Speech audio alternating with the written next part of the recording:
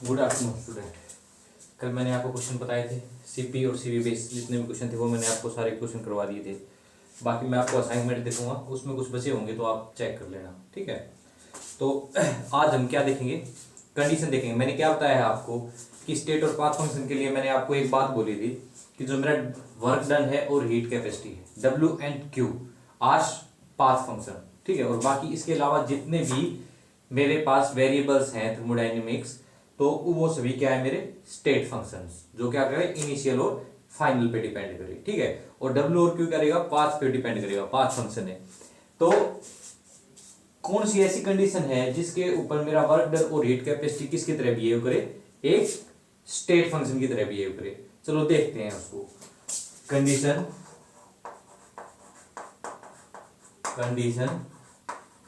Eight which work done W and Q to become a state function,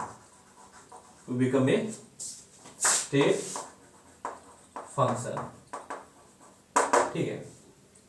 देखो first law thermodynamics के according du किसके बराबर है मेरा, du dq प्लस dw, ठीक है। dw किसके बराबर होता है, माइनस pdv के, ठीक है। du किसके बराबर होगा, dq माइनस pdv के।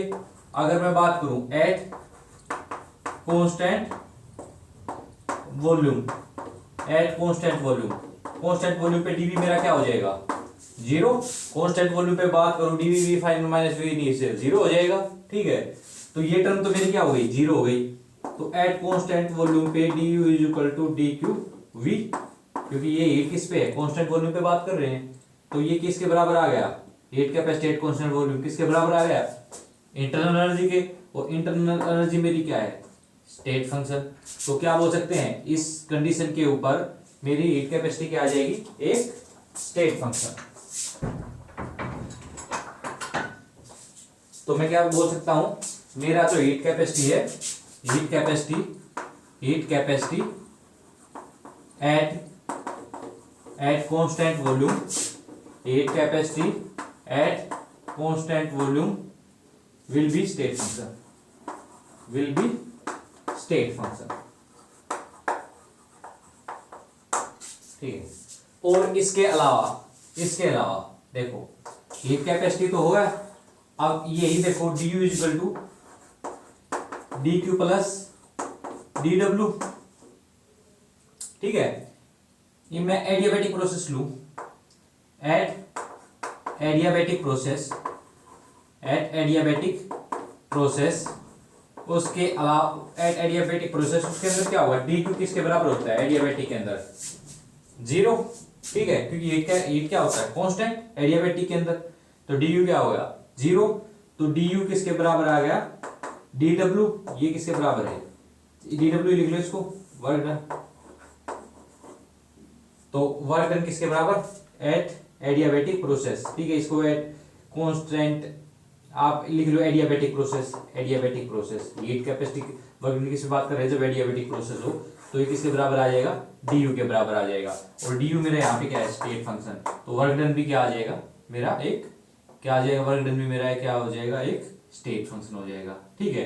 तो याद रखनी है आपको, पूछ सकते हैं कि किस कंडीशन पे आपकी हीट कैपेसिटी है वो किसकी तरह बिहेव करेगी, एट कांस्टेंट वॉल्यूम पे किसकी तरह बिहेव करेगी, ये स्टेट फंक्शन की तरह बिहेव करेगी। मेरा वर्क डन किस पे, एडियाबैटिक प्रोसेस होगा तो किसकी तरह बिहेव करेगा, एक स्टेट फंक्शन की तरह। दो चीज आपको याद रखनी है, कांस्टेंट वॉल्यूम पे मेरी हीट कैपेसिटी किसकी तरह बिहेव करेगी, एट स्टेट फंक्शन की तरह बिहेव करेगी। और मेरा वर्क डन क्या है, एडियाबैटिक प्रोसेस के अंदर किसकी तरह बिहेव करेगा, एडियाबैटिक प्रोसेस के अंदर मेरा वर्क डन किसकी तरह बिहेव करेगा, एक स्टेट फंक्शन की तरह। चलो ठीक है।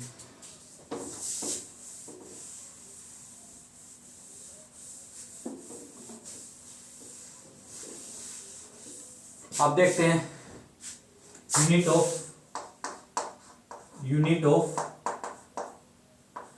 वंडरवाल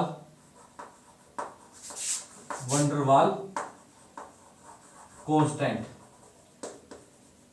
यूनिट क्या होगी वंडरवाल कांस्टेंट की, वंडरवाल कांस्टेंट के कौन कौन से होते हैं, ए एंड बी, ठीक है।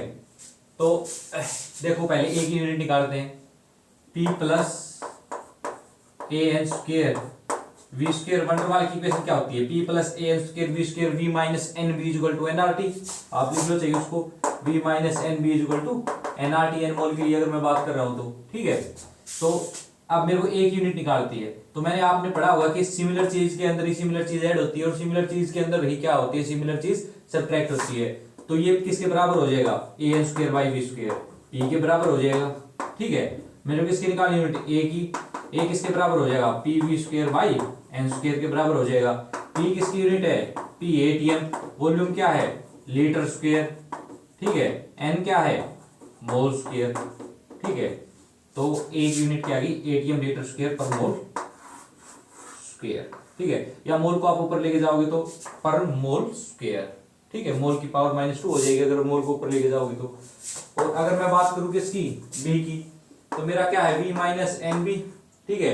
तो ये किसके बराबर हो जाएगा, सिमिलर चीज में सिमिलर सब्ट्रैक्ट होती है, तो v किसके बराबर हो जाएगा, एन बी के बराबर। मेरे को किसकी यूनिट निकालनी है, b की, तो b की यूनिट क्या हो जाएगी, v बाई एन। v की यूनिट क्या है, लीटर, v की यूनिट क्या है, लीटर, n की क्या है, मोल, ठीक है। तो b की यूनिट क्या हो गई, लीटर पर मोल, लीटर पर मोल, ठीक है। ये जो कर लेना, a की यूनिट आ गई एटमॉस्फेरिक लीटर स्क्वायर पर मोल स्क्वायर, b की यूनिट क्या आ गई, लीटर पर मोल। मिटा दे इसको भी।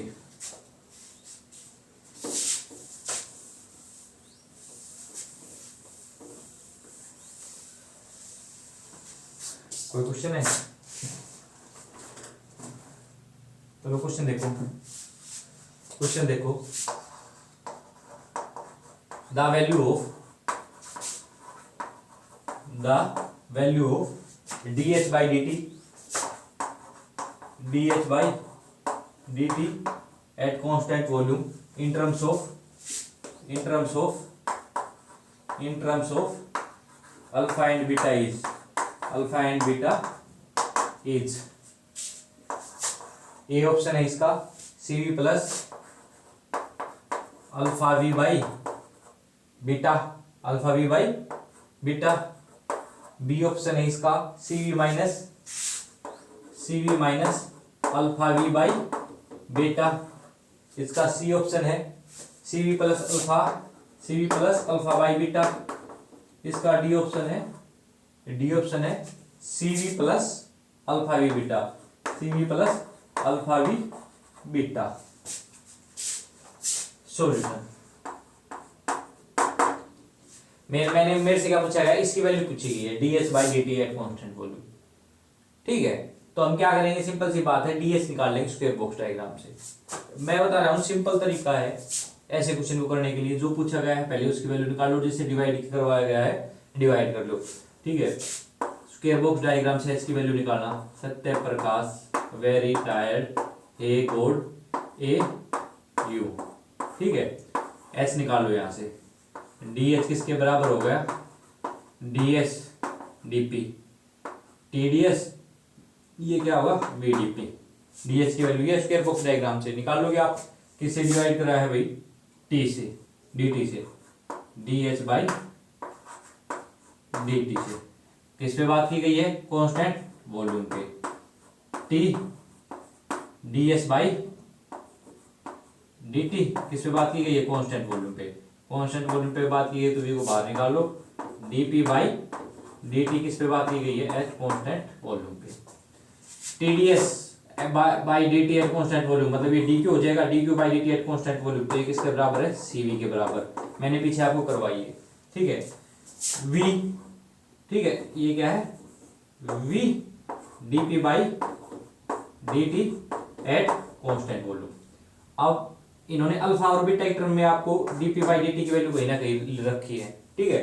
तो अल्फा बाई बीटा की टर्म में डीपी बाई डी टी की जो वैल्यू है, इसको एक बार देखो, अल्फा क्या होता है, alpha 1 by V DV by alpha 1 by V DV by D T at constant pressure, ये होता है अल्फा। बीटा क्या होता है, ये कंप्रेसिबिलिटी फैक्टर होता है 1 by V DV by DP at constant temperature. देख लेना शायद मेरी ये दोनों वैल्यू सही है, ठीक है। या इनके अंदर कोई चेंज है, मेरे ख्याल से कोई बिल्कुल सही है ये दोनों इक्वेशन। अल्फा की value 1/v dv by dt at constant pressure, beta की value 1/v dv by dp at constant temperature. ठीक है, अब देखो मेरे को क्या निकालना है, इससे अच्छा ये करो, हाँ ठीक है ये तो रखो। अब साइकिल रूल से देखो, देखो भाई क्वेश्चन बिल्कुल आसान है, ठीक है, ये चीजें डरना मत। साइकिल रूल देखो, क्या बताई थी मैं, साइकिल रूल पीवीटी बताया था ये, ठीक है। अल्फा बाय बीटा को डिवाइड नहीं कर सकता क्योंकि ये कांस्टेंट प्रेशर पे, ये कांस्टेंट टेम्परेचर पे है। आप कभी सोचो कि भाई डीपी डीवी से डीवी कट जाएगा, ठीक है। ये शायद बीटा की वैल्यू मैंने शायद गलत लिख ली, एक बार मैं चेक कर लेता हूँ मेरी बीटा की वैल्यू क्या होगी।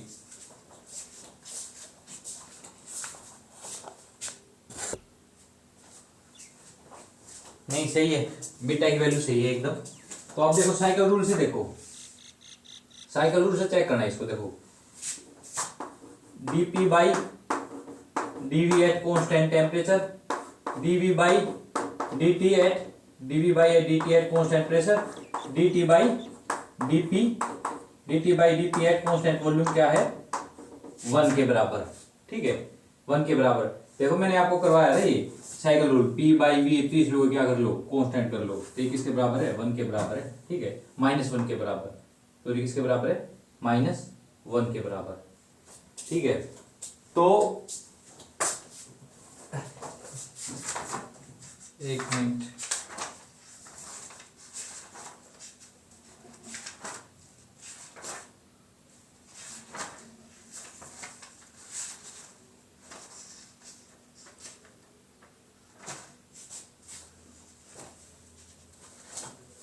हाँ बिल्कुल सही है, ये किसके बराबर है -1 के बराबर है।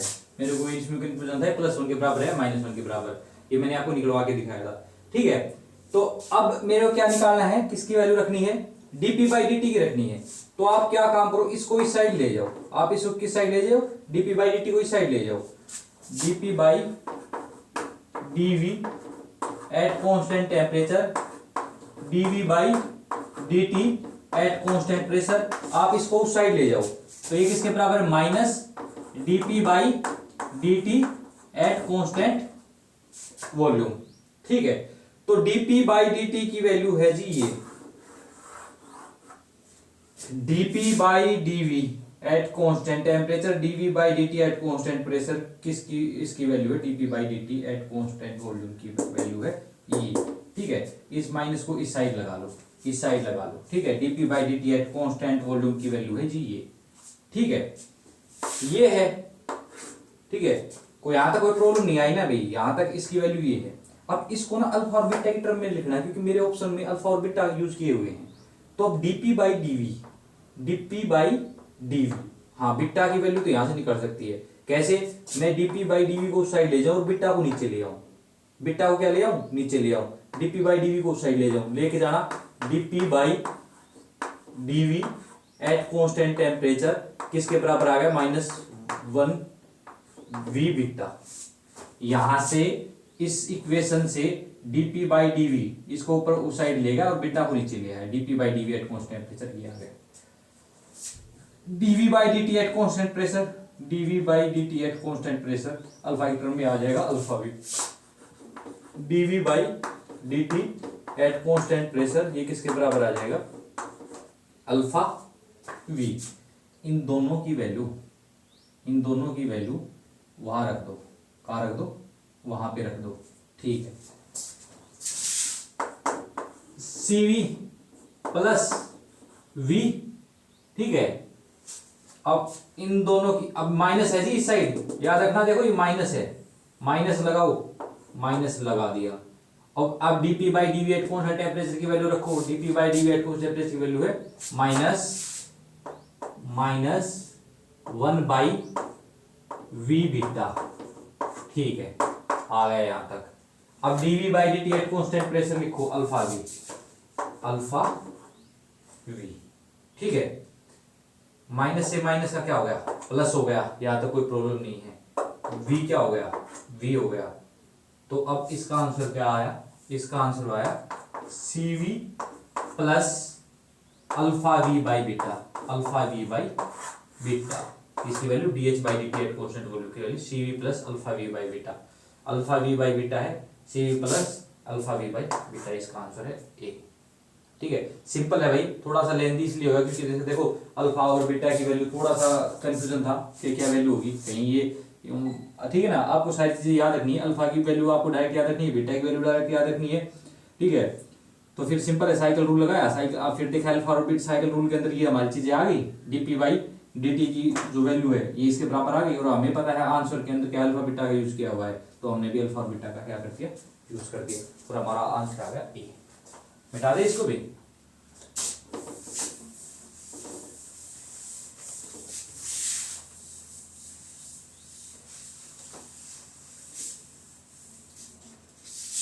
The value of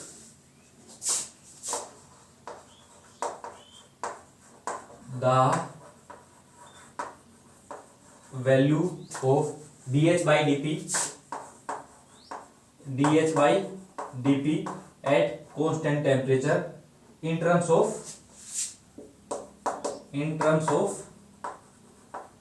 thermal expansivity, in terms of thermal expansivity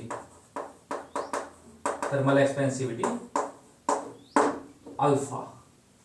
ठीक है, इसका लिखो solution, the value of DH by DP. देखो DH by DP at constant temperature की वैल्यू पूछी गई है, और उसमें क्या बताया गया है, जो भी आप निकालो उसके अंदर अल्फा को कहीं ना कहीं फंसा दो आंसर के अंदर। ठीक है, DH by DP at constant temperature second law of thermodynamics है। ठीक है, change in enthalpy with respect to change in pressure at with constant temperature. मेरे को कभी याद नहीं रहती इसकी डायरेक्ट वैल्यू, अगर आप याद रख सकते हो तो आपके लिए बेस्ट ही बेस्ट है, वरना आप स्क्वायर बॉक्स डायग्राम से 1 मिनट के अंदर निकाल लेना। ठीक है, इसकी वैल्यू क्या है, minus T DV by D T, minus T DV by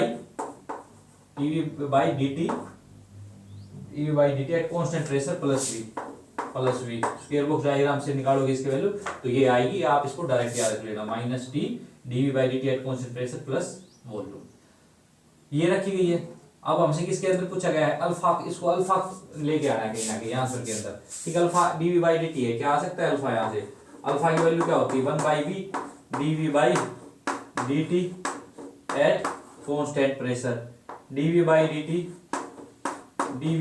T at constant pressure किसके बराबर आ गया, अल्फा वी के बराबर आ गया।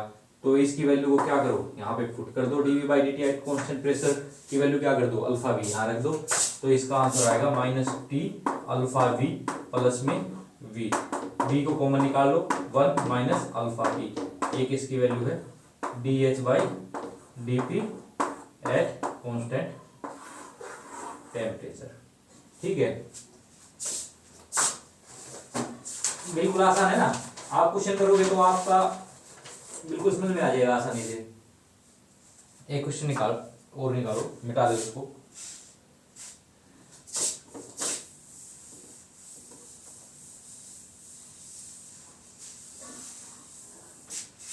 The internal pressure of van der Waals gases, the internal pressure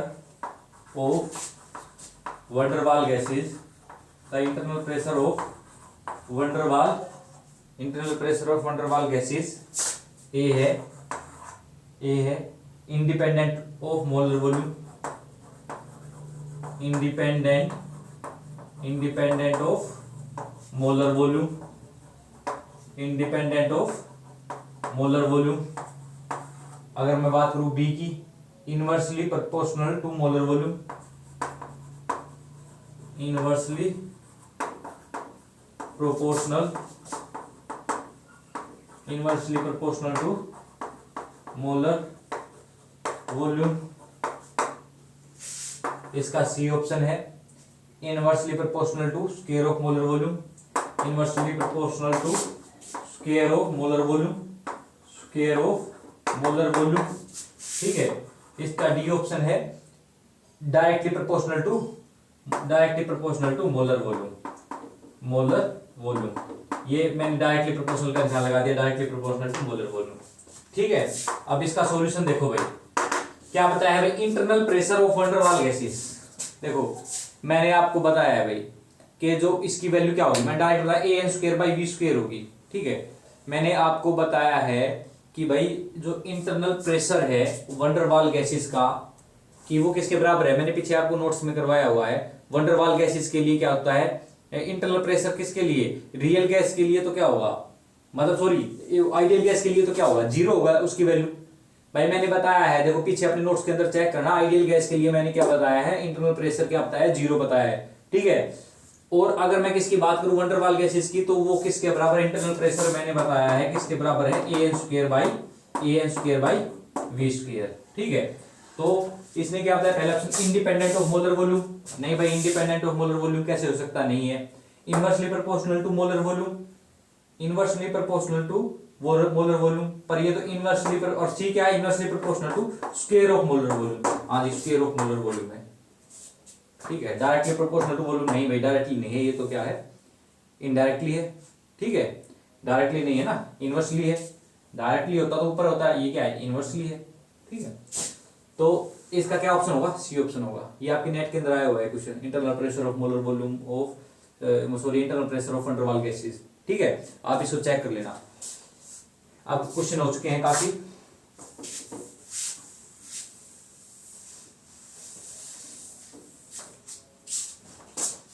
अब बात करते हैं प्रोसेस की। अब मैं देख लेता हूं टाइम कितना बचा हुआ है हमारे पास, है काफी है टाइम। तो देखो हम पढ़ते हैं प्रोसेस।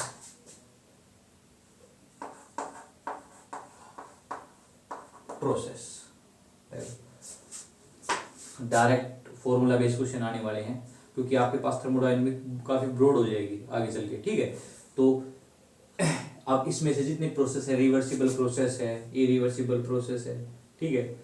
तो इसके अंदर से क्या होते हैं, डायरेक्ट फॉर्मूला बेस्ड क्वेश्चन आते हैं। बाकी आप देख लो कि क्या होता है रिवर्सिबल प्रोसेस, क्या है रिवर्सिबल प्रोसेस है, इसके फॉर्मूले कैसे आते हैं। प्रोसेस हमारा दो तरह के होते हैं प्रोसेस, एक होता है रिवर्सिबल प्रोसेस, एक होता है हमारे पास रिवर्सिबल प्रोसेस, सेकंड हमारा क्या होता है इरिवर्सिबल प्रोसेस। सेकंड क्या होता है हमारा इरिवर्सिबल प्रोसेस, ठीक है। अब देखो रिवर्सिबल प्रोसेस और इरिवर्सिबल प्रोसेस में क्या डिफरेंस होता है। रिवर्सिबल प्रोसेस क्या होगा, मान लो एक कंटेनर के अंदर गैसेस पार्टिकल है, एक कंटेनर है मेरा, उसके अंदर गैसेस पार्टिकल है, और मैं कोई बाहर से प्रेशर लगा रहा हूं, एक्सटर्नल प्रेशर, और ये क्या है, मेरा कोई इंटरनल प्रेशर है। देखो इसके ऐसे देख लो, मेरा ये कंटेनर है, इसके अंदर क्या है, गैसेस पार्टिकल है, ठीक है। अगर मैं बात करूं कंप्रेशन की, मतलब बाहर से क्या है, प्रेशर ज्यादा है, बाहर का प्रेशर ज्यादा है, जो अंदर से गैसेस भी कुछ प्रेशर लगा रही होंगी उससे, पर जो ये प्रेशर डिफरेंस है ना, ये काफी स्मॉल होगा। प्रेशर डिफरेंस क्या होगा, काफी स्मॉल होगा। तो ये क्या है, काफी स्मॉल होगा, तो अब ये कंटेनर क्या है, थोड़ा सा कम जाएगा, ठीक है। फिर क्या है, फिर थोड़ा सा प्रेशर बाहर का ज्यादा है और अंदर का कम है, तो ऐसे क्या है, ये इनफाइनाइट स्टेप के अंदर कंप्लीट होगा मेरा रिवर्सिबल प्रोसेस, ठीक है। अगर मैं वहीं बात करूं इरिवर्सिबल प्रोसेस की, इरिवर्सिबल प्रोसेस की, ठीक है, ये थ्योरी का पार्ट है, आप देख लो, आप पढ़ते आइए काफी बचपन से, ठीक है। बाहर का प्रेशर क्या है, काफी ज्यादा है, किससे, इंटरनल प्रेशर से। मैं किसकी बात कर रहा हूँ, कंप्रेशन की बात कर रहा हूँ, तो एकदम ये क्या है, यहाँ आ जाएगा, ठीक है। और क्या हो, चेंज इन वॉल्यूम ज्यादा हो जाएगा, ठीक है। और क्या है, ये फाइनाइट स्टेप में हुआ, ना कि इनफाइनाइट स्टेप में। वो क्या होता है, इनफाइनाइट स्टेप में हो रहा है, थोड़ा थोड़ा प्रेशर ज्यादा हो रहा है, थोड़ा फिर कंटेनर थोड़ा कंप्रेस हुआ, फिर और कंप्रेस हुआ, फिर कंप्रेस हुआ। ये डायरेक्ट ज्यादा बहुत ज्यादा डिफरेंस होता है प्रेशर के बीच में, इंटरनल और एक्सटर्नल प्रेशर के बीच में। वहां पे हम बोल सकते हैं pressure of external nearly equal to pressure of internal pressure, ठीक है। तो ये तो मेरा हुआ इरिवर्सिबल प्रोसेस, वो क्या हुआ मेरा रिवर्सिबल प्रोसेस, ठीक है। तो ये इतना ही डिफरेंस है इनके अंदर, ठीक है। रिवर्सिबल प्रोसेस क्या है, स्टेप में चलता है, काफी स्लो प्रोसेस होता है, ये क्या क्या है, काफी फास्ट प्रोसेस होता है। तो इसके अंदर लिख लो 2-4 पॉइंट, इनके वर्क डन देख लेते हैं फिर रिवर्सिबल और इरिवर्सिबल प्रोसेस का। पहला तो है डिफरेंस बिटवीन, फर्स्ट पॉइंट ये लिख लो, difference between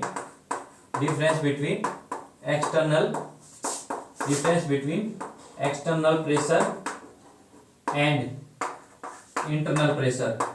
external pressure and internal pressure is very small, इसका फर्स्ट पॉइंट क्या होगा, difference between external pressure and internal pressure is very large, is very large, ठीक है. difference between external pressure and internal pressure is very large. Second point, it takes infinite step, it take infinite step for completion,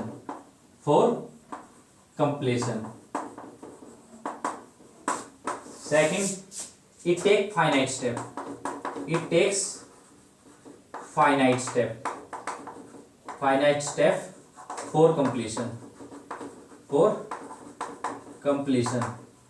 ठीक है. क्योंकि ये काफी step के अंदर होगा, वो क्या है, फाइनाइट स्टेप, मतलब एक दो स्टेप के अंदर कंप्लीट हो जाएगा, ठीक है.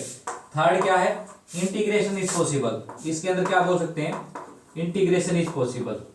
भाई इंटीग्रेशन इज पॉसिबल, छोटी छोटी चीज है, मतलब स्मॉल स्टेप को उनको क्या कर सकते हैं, एडअप कर सकते हैं ना. और स्मॉल स्टेप है, मतलब चेंज हो रहा है, पहले कुछ थोड़ा चेंज हुआ, फिर चेंज हुआ, फिर चेंज हुआ, तो हम कैसे करते हैं मैथ के अंदर, उनका पूरे क्या लेते हैं, इंटीग्रेशन, ठीक है. और जहां से जहां तक गया है उसका चेंज निकाल लेते हैं, फिर वो टोटल का सम अप हो जाता है, उसको बोलते हैं इंटीग्रेशन इज पॉसिबल वहां पे. और अगर ज्यादा चेंज हो रहा है वहां पे थोड़ी ना इंटीग्रेशन लगा सकते हैं. इंटीग्रेशन लगाते हैं किस लिए, कि भाई स्मॉल चेंज को अब क्या करेंगे, उसको स्मॉल स्टेप को एडअप करना और फिर लास्ट में फाइनल रिजल्ट निकालना, ठीक है. पर ये तो क्या है, ये तो डायरेक्ट क्या है, जो भी है रिजल्ट हमारा एक स्टेप में आ जाएगा, दो स्टेप में आ जाएगा, तो क्या है, integration is not possible, integration is not possible, integration is not possible, ठीक है. अब देखो वर्क डन, मिटा देते हैं इसको.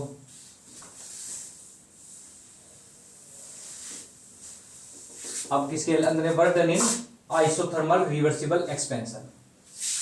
लिखो work done in reversible isothermal